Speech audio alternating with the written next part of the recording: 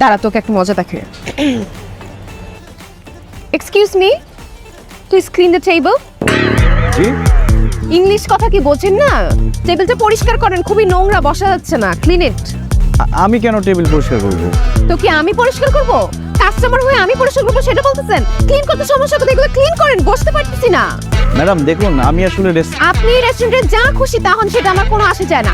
আপনাকে ক্লিন করতে বলছি, ক্লিন করেন। এগুলো ক্লিন করেন, এগুলো সরান, বিরক্ত লাগতেছে। কি দাঁড়ায় আছেন কেন? ক্লিন করেন।